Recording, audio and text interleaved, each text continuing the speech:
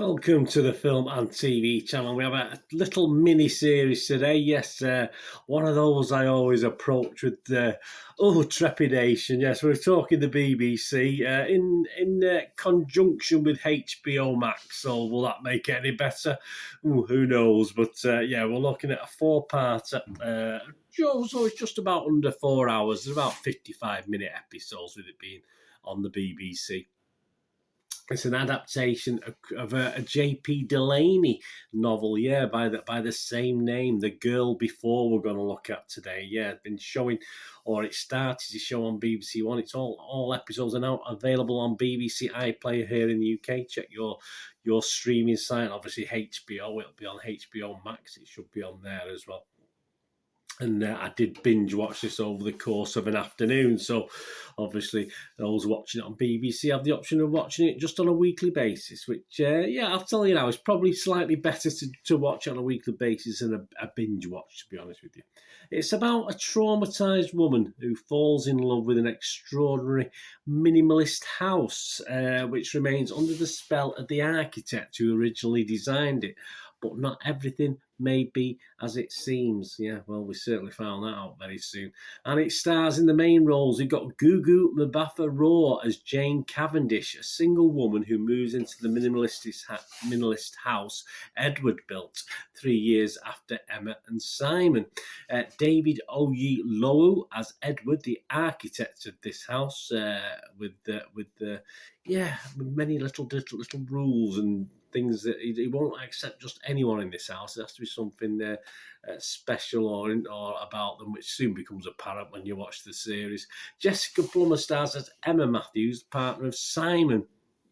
They move into this house that Edward designed 3 years prior to Jane and is revealed to have died in the house. Yeah, so obviously it's a flashback one, guys. It's one where you've got to, obviously you have to be careful. It doesn't tell you. You should know, but obviously the whole idea of this series is that people do look similar, so it is sometimes hard to judge. I'll go a bit more into that later anyway. Ben Hardy stars as Simon, partner of Emma, who reluctantly moves into this house designed by Edward, of course. So that's basically, they're the four main characters. We've got other characters as well. Is it any good? Well, as I recorded this, I was doing it, looking at the scores about 2 p.m. UK time on the 20th of December 2021, and it's only getting a 6 out of 10 on Internet Movie Database. There's very few reviews been left, not very complimentary. There's a few scores been left. The reviews aren't particularly complimentary, so I won't read them out, but I say it's literally a handful at this stage, so you can't really go too much on it. So let's have a look what I think with this BBC HBO drama. Well, as I said, I did binge watch it, and you sort of get through, or I got through the first 2 episodes, hopeful. I was more in hope than anything else that things would liven up. I was trying to get used to the time shifts. I'll tell you now, I actually was doing other things while I was watching. It's the sort of thing where you could do other things. It wasn't too complicated to follow the plot of it, apart from the fact it went back to, obviously, from now, if you like, to 3 years ago, and obviously with different characters, but characters who are quite similar. So it could be a bit weird, but it was easy enough to distinguish, to be honest with you. So there are these time shifts that are a key element, of course, to this apparent, what they're calling a psychological thriller. Well, I'll sort of, the jury's out on that one, to be honest with you. Edward, the guy who played, it's not the actor's fault, he's playing the role, but all the acting is excellent. I didn't have any problem whatsoever with the acting. I thought it was all pretty okay for a BBC drama. We sometimes get a little bit of a wooden actor in these sort of things, but it wasn't too bad at all. It was fine. But Edward, as a character, is absolute pain in the ass, to be honest with you. A horrible man. Sort of man that seems to have hidden depths that some women seem to go for, certainly in this drama anyway. And I sort of more or less feel that in real life as well. By episode 3, you were sort of made aware that things may sort of ramp up a gear. Yeah, you had a bit of not a cliffhanger, but obviously something happens at the end of episode 2. You think, oh yeah, episode 3 might get a little bit interesting, but yeah, it sort of plods along again. It only really kicks off in the fourth and final episode, of course. And sadly, we do get a twist or two, but they're not really a big surprise on the scale of things, not to me anyway. As a binge watch, it was okay. I must say I did admit to sort of doing other things, but yeah, it didn't help with this time shift element of the series, but I got through it. As I say, I wasn't fully concentrating, but it still made a bit of sense. But it's just a bit annoying more than anything else. As a weekly watch, it's possibly a little less, what's the word? I won't say boring, but it feels a little less drawn out if it's a weekly watch.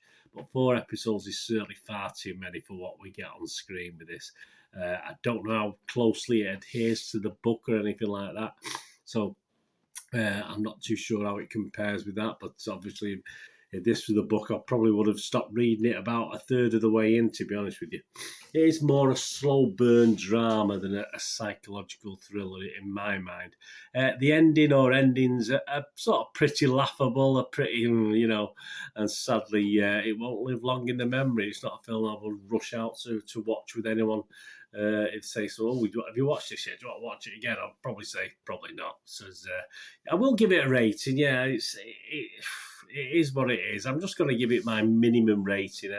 I've started. If it gets any less than this, I just don't give it a rating anymore. But I will give it a 5 out of 10. As I said, there was some dramatic element that I found interesting in it, but yeah, it doesn't really go anywhere. It's not overly interesting. Some good acting. The house, if you like that sort of thing, is okay, but that soon wears thin. This wonderful house with, very minimalistic, as you say. But yeah, I'm just going to give it a 5 out of 10. I wasn't all impressed, guys. Let me know what you think anyway. It's one of those, I know a lot of people will hate this, and obviously the BBC will get some criticism for this sort of stuff that they're throwing out. But as I said, I think the book, I've not read too much into the book, how well it did, whether it's a bestseller or not, I'm not too sure. But obviously, as I said, if the book followed this story, I would have probably just give up and gone on to another book about a third of the way through, because I found it a bit long. And as I said, the first couple of episodes, fine. You're just thinking, oh, it's going to get better. Something's going to really happen, but it